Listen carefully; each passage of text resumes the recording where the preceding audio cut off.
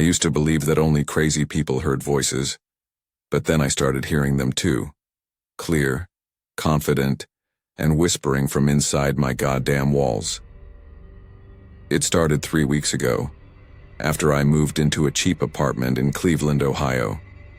I'd just gone through a brutal breakup, lost my job, and honestly, I didn't care if the place looked like a scene from a murder documentary. I just needed somewhere quiet, somewhere to disappear. Unit 3B was quiet, all right. Too quiet, the kind that doesn't feel peaceful. It feels watched. The first voice came at 3:17 a.m. I remember the exact time because I'd just turned off my phone trying to sleep through another panic attack. And then, "Don't forget to lock the front door." The voice was soft, male, and impossibly close. Not outside. Inside. Inside the wall behind my bed.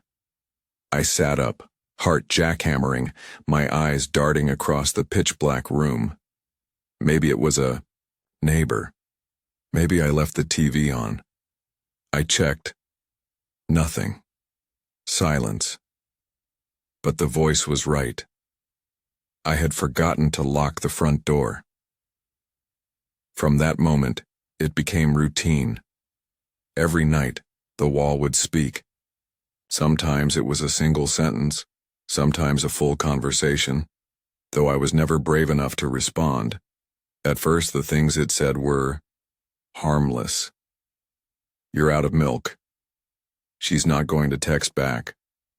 "You'll spill coffee on your shirt before noon." And it was always right. Every time.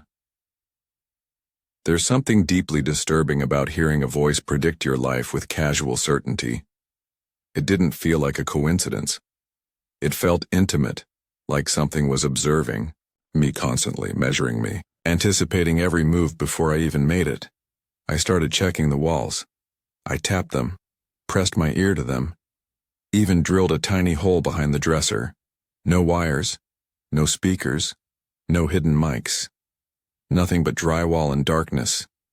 But the voice kept coming. Then things got darker. One night it whispered, "That shadow in the hallway? It's not yours." I froze. I hadn't turned on any lights. I hadn't moved.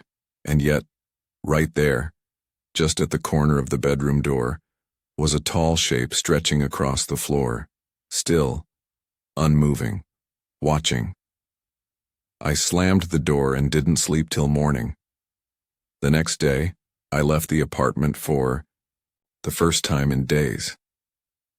I told myself I needed air. Truth was, I wanted witnesses, people, reality. I went to a diner, ordered coffee, tried to ground myself. Then my phone buzzed. Unknown number. The message said, "It doesn't like when you leave." I didn't go home until sunrise, but I had to go back. And when I did, the air felt heavier, like the walls were pressing inward. And that night, the voice returned, colder than before. "You're not the first. You won't be the last.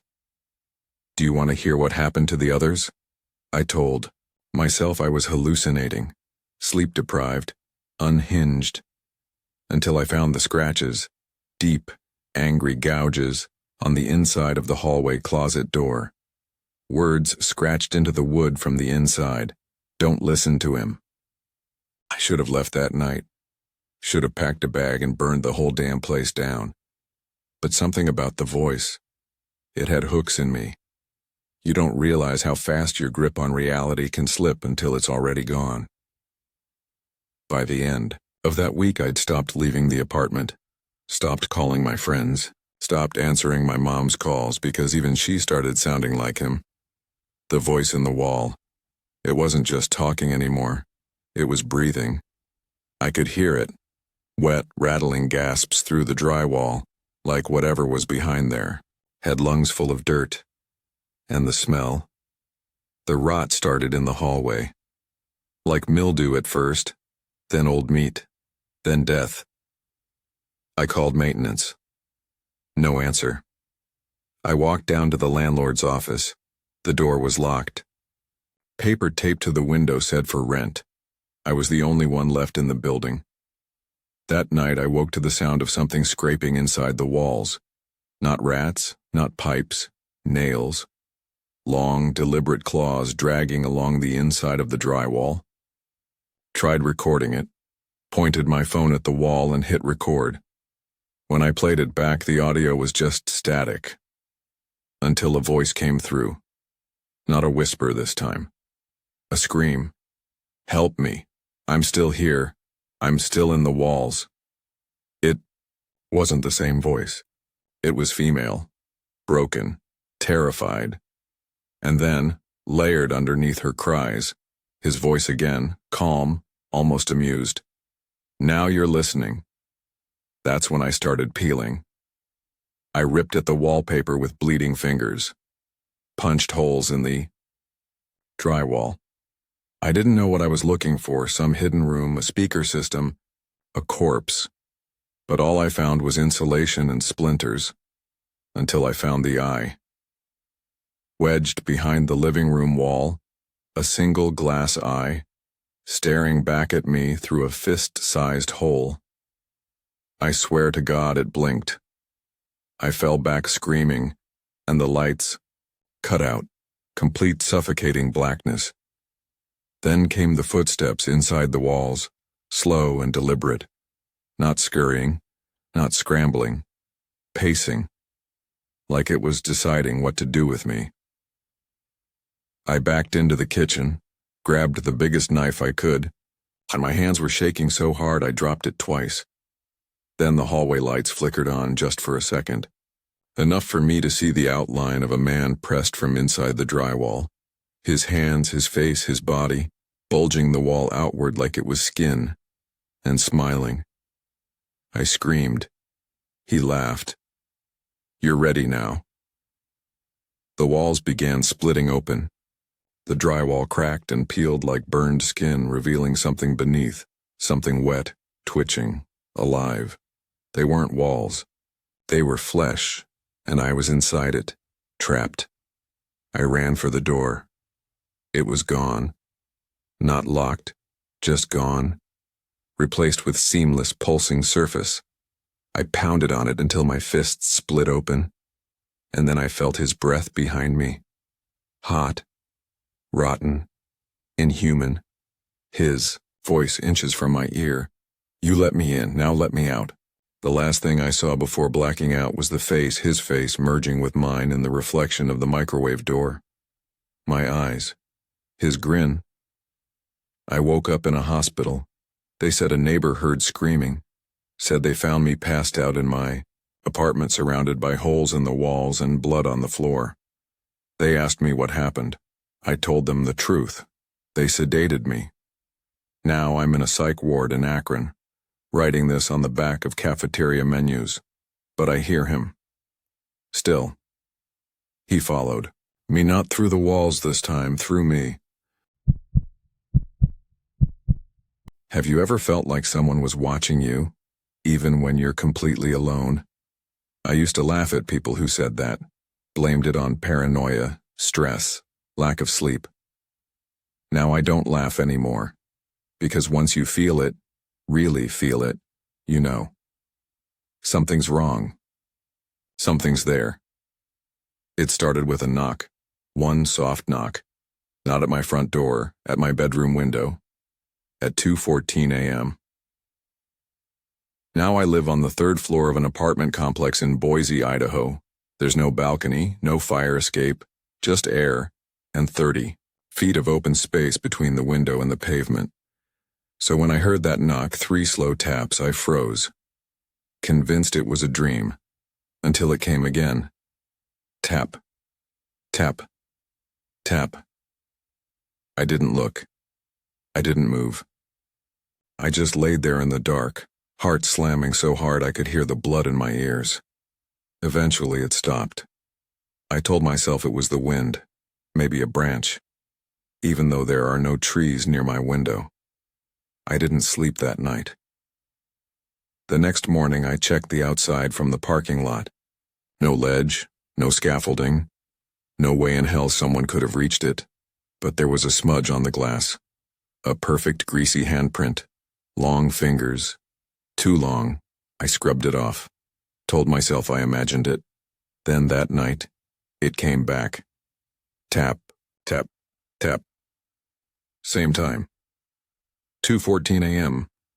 But this time, there was breathing, heavy, slow exhalations, like someone struggling to stay calm or contain excitement. I couldn't take it anymore. I jumped up and flung open the blinds, phone in hand, ready to snap a photo. There was nothing. Just night. And silence. But when I turned away, I saw something in the reflection of the window. A face, not mine, someone else. It was only there for a second before it vanished, but I saw it. Wide eyes, grinning mouth, pale, angular features, watching me from inside the glass. Didn't sleep. I stayed up with every light on, knife on the nightstand, eyes glued to the window. When the sun rose, I thought I'd feel relief. But instead, I noticed something worse. The window was open, just slightly, maybe an inch. I never opened it. There were footprints on my bedroom floor, bare, wet, leading toward the bed, not away from it. I called maintenance. I told them someone might have climbed into my apartment during the night. They checked the locks, the windows, the fire alarms. Everything looked fine.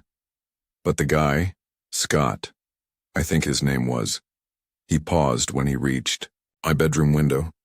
You said someone knocked here, right? I nodded. He stared at the glass a little too long, then said, Weird. This one doesn't open. It's sealed shut from the outside, always has been. I didn't know what to say. I remembered the gap. I remembered the footprints. But I just nodded like an idiot and let him go. That night, I barricaded the window with a bookshelf. Heavy, oak. Couldn't be moved without a fight. I slept with a knife under my pillow. Lights on. But nothing happened. No knocks. No breathing. No face. The calm should have made me feel safe. Instead, it made my skin crawl. The next morning, I woke up to find the bookshelf tipped over, shattered on the floor, and in the center of my bed was a photo. A photo of me, sleeping. It was taken from the foot of the bed. The timestamp on the back said 2:14 a.m. I vomited. I tried to show the cops. They told me I was probably being stalked. Told me to stay with a friend, install cameras, lock my doors, so I did. I moved into my friend Marcus's place. We set up motion sensors, floodlights, even an alarm. And that night I finally passed out from exhaustion. But at 2:14 a.m., I woke up to silence. I checked the cameras on my phone. Nothing at the front door, nothing outside. But then, I noticed one of the cameras was offline, the one in the hallway outside my room. I got up, slowly, every inch of me trembling. The hallway was dark, even though the lights were on. The kind of dark that feels wrong, like it's pressing in from the corners. I stepped out, knife in hand. Something moved. Just barely. At the end of the hall. A figure. Not walking, not crawling, sliding. Its limbs were too long, like a man stretched, and broken, pulled into the wrong shape. It had no eyes, just sockets, and its mouth was stretched open like it had been screaming forever and just forgot how to stop. I tried to scream. I tried to move. But then it spoke. No lips, just a voice inside my skull. You left the window open. My vision blurred. The hallway tilted sideways. That thing was inside me now, crawling into my thoughts, rooting itself in my mind like a parasite. I blinked, and it was gone. But the real horror?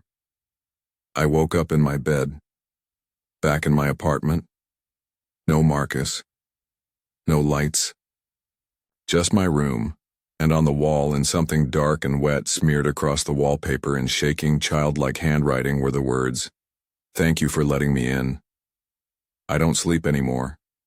I don't dream, because when I close my eyes, I hear the knock, tap, tap, tap, and sometimes I answer."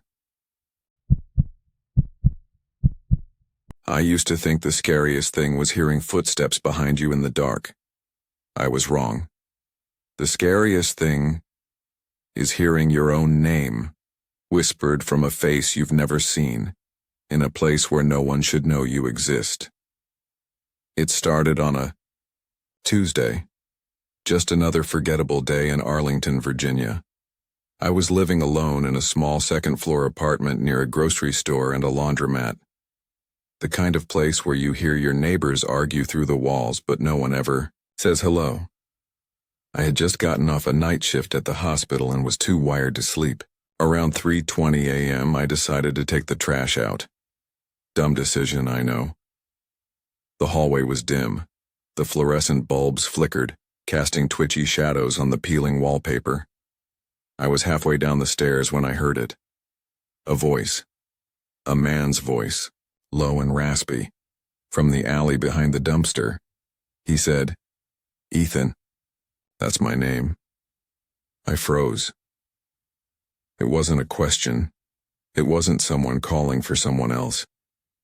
It was direct, intentional, like he was expecting me.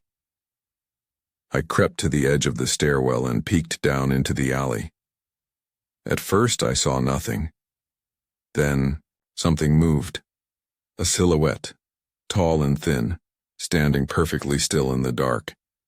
He was facing me, but I couldn't see his eyes.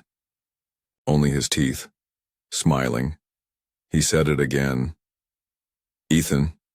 I backed away, fast, ran back upstairs and slammed the door shut behind me. I didn't sleep that night. Every time I closed my eyes, I imagined that smile, those teeth, like a row of cracked porcelain. I kept telling myself it was just a random creep. Coincidence. Some guy guessing names. But 2 nights later, it happened again. This time, I didn't go outside. I was in bed, scrolling through my phone, when I heard it right outside my window. "Ethan, I live on the second floor." I didn't move. I didn't breathe. I just sat there paralyzed while the voice whispered my name again. And again. And again. Each time, softer. Closer. Wetter. I called the cops. They found no one. "Probably a prank," the officer said. "Kids being kids. But kids don't know where I sleep. Kids don't whisper my name through sealed windows." The next night I duct taped the window shut, nailed it closed, blocked it with furniture, and for a while things went quiet. But the silence didn't feel like peace. It felt like someone was holding their breath, waiting. Then one morning as I was brushing my teeth, I looked up and nearly bit through my own tongue. Because on the mirror, written in the steam, was, "Hi, Ethan. I live alone. I hadn't taken a shower yet." That steam hadn't even formed until I started running the faucet. I grabbed my phone and snapped a photo. But by the time I checked the screen, the message was already fading, like it had never been there. I didn't go to work that day. I couldn't. I was losing it. I checked every lock in the apartment, blocked the vents, taped over the peephole. That night I slept in the closet with the door locked, holding a hammer, and somewhere, deep in the dark of my apartment, I swear I heard the soft creak of my bedroom door opening, and then, Ethan. I stayed inside for 2 days straight. No TV, no music, just silence. And the creeping feeling that someone was inside the walls with me. On the 3rd night, I broke. I called my friend Nick, the only person I trusted. I didn't even get through the story before he cut me off. "Ethan, didn't you move out of state a year ago?" "What? I mean, how the hell would someone know where you live now?" I hadn't told anyone. No address online, No social media. Just a clean break and a quiet life. How did he know? He shouldn't have known. But Nick wasn't the one whispering through the glass. I told him everything. The voice. The message on the mirror. The way it always knew my name. Nick went quiet, then said, "I think you should get out of there. Come stay with me for a while." I packed a bag in under 10 minutes. But when I opened the front door, I swear to God, he was standing there. That same tall figure, no face, just a black hoodie, pulled low and that same awful too-wide smile. I screamed and slammed the door, but there was no sound, no echo, just nothing. Like the world outside had been erased. I ran to the back window, barricaded. Tried my phone, no signal. Every clock in the apartment had frozen at 3:20 a.m., the exact time I first heard him. Then from behind the bathroom door, I heard it again. "Ethan." But this time, it wasn't just a whisper. It was coming from my own voice. I opened the door slowly, hammer raised. The mirror was fogged again, even though the water hadn't run in days. And written in the steam was, "Let me in." I smashed the mirror, over and over until my hands bled, and behind it, there was a hole. I didn't think, I didn't reason. I just reached inside, desperate for some explanation, some end to this. What I pulled out wasn't possible. It was a photograph. Of me, asleep in bed, taken from inside the apartment. But there was something else, just visible in the corner of the frame. A figure standing in the shadows of my closet. Head tilted, that same porcelain smile cutting through the dark. I dropped the photo and turned, and there he was, inside. No sound, no scream. Just static in my skull and the taste of metal in my mouth. He stepped forward. Slow. Calm. Like he'd been waiting all along. I backed into the kitchen, reaching for anything. Knife, scissors, anything. But he didn't touch me. He just whispered, "You let me in." And then I saw it. My own body, still standing at the door, still holding the hammer, still staring, hollow-eyed. Except it wasn't moving. I wasn't inside it anymore. I was watching myself. From the outside. And then the lights went out. Have you ever had the feeling that your home wasn't really yours? Not like, "Oh, the neighbors are loud," or "My landlord sucks." I mean the feeling that something else, someone else, is there, watching, waiting, breathing. That feeling started 3 weeks after I moved into the house on Westmore Lane. It was supposed to be a fresh start. After the divorce, I needed something small, quiet, and out of the way. A 2-bedroom fixer-upper in the outskirts of Portland, Oregon. No neighbors for a half-mile. Cheap. Too cheap. That should have been my first red flag. But the silence was what sold me. That and the fact that the house had been vacant for almost a year. I should have asked why. The first sign was the smell. It wasn't constant, just random bursts. Like something had died behind the walls and then vanished. Rotten meat, mildew, something wet and old. But every time I checked, under the sink, in the attic, behind the water heater, nothing. Then the small things started going, missing. I'd leave my phone charging in the kitchen, find it on the couch. Forks would disappear from the drawer. Socks would vanish, reappear in the freezer. I even found my toothbrush on top of the fridge once. I kept blaming myself. Maybe I was just exhausted.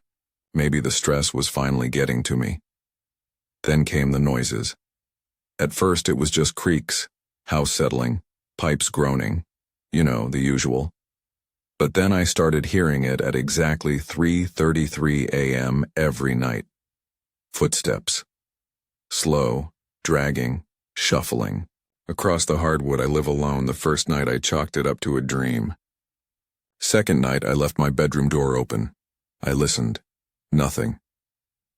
Third night, I stayed up. The moment the clock blinked 3:33 a.m. Thud, drag, thud, clear as day, coming from the hallway, heavy, measured. I got up, heart pounding, grabbed the baseball bat I kept by the dresser. I opened the door. Nothing. Silence. No one there. The hallway was cold, colder than it should have been, and something wet was on the floor, a footprint, bare, human, leading away from my room. It trailed down the hall, into the second bedroom, the one I used for storage. I followed slowly, bat raised, barely breathing. The room was dark. The window was open, but what chilled me wasn't the breeze, it was the mattress in the corner of the room. I never put it there. It was stained, torn, with something dark smeared across it. And sitting on top of it, a used plate, a fork, and an empty water bottle, like someone had been eating there, living there, watching me. I turned to run, but there was something carved into the back of the door. I hadn't noticed it before. It just said, "I've been patient." I didn't sleep that night. I sat in my locked bedroom with the bat across my lap. Every light on in the house, eyes darting at every sound. Every creak became a breath. Every shadow, a threat. When morning came, I called the cops. They searched, the house top to bottom. No signs of forced entry, no fingerprints, no intruder. They said maybe it was a squatter from before I moved in. But why the fresh plate? The still cold water bottle? They left me with a warning. You should consider getting a camera system. So I did. I bought a full security setup. Motion sensors, door alarms, 2 cameras inside, 3 outside. That night, I locked every door and window, turned on the motion alerts, and forced myself to sleep. At 3:33 a.m., I woke up to the alarm on my phone buzzing violently. Motion detected. Living room. My heart punched my ribs. I grabbed my phone and opened the camera feed. There was a man standing in my living room, not moving, just standing facing the hallway, facing me. He was barefoot, wearing a ripped hoodie, his face obscured by a mess of greasy black hair. He didn't move. He didn't blink. He just stood there, like he was waiting for me to come out. I called 911, shaking so hard I nearly dropped the phone. The dispatcher stayed on the line. I locked my door and waited. Police arrived in minutes, but he was gone. Again, no forced entry. All doors locked. No trace. But something was different. In the camera footage, the moment the police knocked, the man walked slowly toward the kitchen and vanished behind the pantry door. The pantry didn't have a door to anywhere, just a wall. I opened it myself, and I noticed for the first time a small line along the back panel. A seam. I pushed. It gave. It opened into a narrow, pitch-black crawlspace. The stench hit me like a wall. Rot, mold, human filth. Inside there was a mattress, a bucket, dozens of wrappers, a cracked phone with photos of me, sleeping, showering, eating, hundreds of them. The worst part? Some were dated before I moved in. The house was never empty. I wasn't the first person he watched. I wasn't even the second. He'd been living there, inside the walls, for God knows how long. The police launched a manhunt. News stations ran the story. Crawlspace stalker terrorizes local resident. But they never found him. And now I don't sleep. Because last night I moved to a new apartment across town, and at 3:33 a.m., I heard a knock at the door. Not the front door, the closet, and this morning, there was a fork on my pillow. I didn't sleep that night. I sat in my locked bedroom with the bat across my lap. Every light on in the house, eyes darting at every sound. Every creak became a breath. Every shadow, a threat. When morning came, I called the cops. They searched, the house top to bottom. No signs of forced entry, no fingerprints, no intruder. They said maybe it was a squatter from before I moved in. But why the fresh plate? The still cold water bottle? They left me with a warning. You should consider getting a camera system. So I did. I bought a full security setup. Motion sensors, door alarms, 2 cameras inside, 3 outside. That night, I locked every door and window, turned on the motion alerts, and forced myself to sleep. At 3:33 a.m., I woke up to the alarm on my phone buzzing violently. Motion detected. Living room. My heart punched my ribs. I grabbed my phone and opened the camera feed. There was a man standing in my living room, not moving, just standing facing the hallway, facing me. He was barefoot, wearing a ripped hoodie, his face obscured by a mess of greasy black hair. He didn't move. He didn't blink. He just stood there, like he was waiting for me to come out. I called 911, shaking so hard I nearly dropped the phone. The dispatcher stayed on the line. I locked my door and waited. Police arrived in minutes, but he was gone. Again, no forced entry. All doors locked. No trace. But something was different. In the camera footage, the moment the police knocked, the man walked slowly toward the kitchen and vanished behind the pantry door. The pantry didn't have a door to anywhere, just a wall. I opened it myself, and I noticed for the first time a small line along the back panel. A seam. I pushed. It gave. It opened into a narrow, pitch-black crawl space. The stench hit me like a wall. Rot, mold, human filth.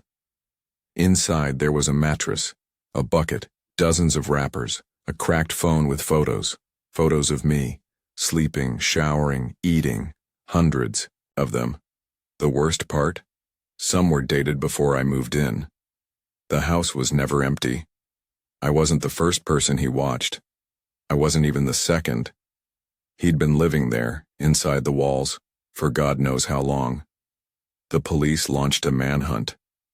News stations ran the story. Crawlspace stalker terrorizes local resident.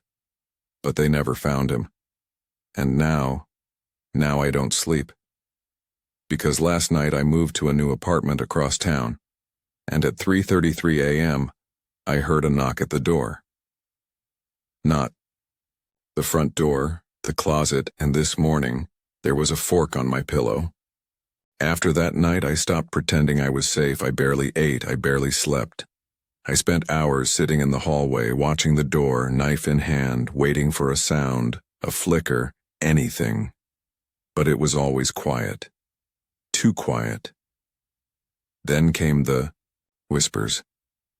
At first I thought it was the neighbors, but they were too close. Too deliberate. They would start around 2 a.m. like clockwork. Soft murmurs just outside my bedroom door, low and wet like someone speaking through clenched teeth. One night I worked up the courage to swing the door open mid-whisper. Nothing. But on the floor, right where the voice had been, was a single Polaroid. It showed me sleeping, taken from inside my room. I screamed so hard I almost threw up. My body shut down. All I could think about was how close they had been, how I never heard them come in. I called the police again, sobbing, shaking, begging. They didn't even send anyone this time. They said unless there was an actual break-in, they couldn't justify dispatching units. We'll file a report, they said. Consider getting security cameras. I didn't need cameras. I needed to get the hell out, so I packed. Buy them. Next day I had a suitcase ready and called a friend, Marcus. He offered to let me stay with him a few towns over in Boulder. He was the only one who believed me. Or maybe he just pitied me. I didn't care. But that night, I never made it out. It started with the lights. Every bulb in the apartment exploded, one by one. First the living room, then the kitchen, then the hallway. Pop, pop, pop. Each burst plunged me deeper into a thick, oily darkness that felt wrong, like it was choking the air out of the room. Then the door creaked open. Not the front door. The closet. I didn't move. Couldn't. My body refused. My vision tunneled as I stared at that yawning black mouth of a closet, and something inside it moved. Not quickly. Not in a jump scare way. It was slow. Deliberate. A hand emerged. Pale. Filthy. Long fingers dragging against the floor, followed by something that wasn't quite human, but no longer just a man. His face was wrapped in plastic, clear wrap clinging to his features, fogged by breath from underneath. His eyes bulged through the layers, red and wild. But he wasn't suffocating. He wasn't struggling. He was smiling. And behind him, on the wall of the closet, were dozens of photos of me. Hundreds, maybe, crammed together like a shrine. Some were stained, others torn at the edges, all taken from inside my life. There was one of me brushing my teeth. Another of me in the shower, taken through the steam-fogged glass. A recent one showed me screaming, the exact same expression I wore right now. He took that picture before I even knew he was here. I turned to run, but the front door slammed shut on its own, deadbolted. The chair I'd wedged beneath it days ago had been moved. I screamed, clawing at the door, and behind me came the sound of breathing again. Deep, slow, inches from my neck, and then he whispered, "You belong to me now." Pain exploded across my skull. The world spun. When I woke, I was tied to a chair, gagged, naked except for my underwear. The apartment was lit by a single flickering bulb he'd rigged from a lamp. The walls were covered with me. My voice recorder was on. He was talking to it like we were doing an interview, asking me questions, telling our story. But worst of all, he wasn't alone. There were others. I saw them moving in the shadows, quiet, thin, covered in the same clear plastic wrapping. I think some were dead, or dying, or wishing they were, and I realized then, this wasn't just a stalker. It was a cult, a grotesque, secret society obsessed with watching, with owning, with preserving people like me. Like trophies, they don't want to kill you, they want you forever. And the last thing I saw before he slipped the bag over my face was the camera lens blinking red. Recording. If you made it this far, you're braver than most. If these stories chilled you even a little, go ahead and hit that like button. It really helps me bring you more horror, more darkness, and more truth. Share this video with someone who thinks they're not afraid of the dark, and if you haven't already, subscribe. Join us. There's always another story waiting, and right now, the one playing on your screen might just be the scariest of them all. Thanks for watching, and I'll see you in the next nightmare.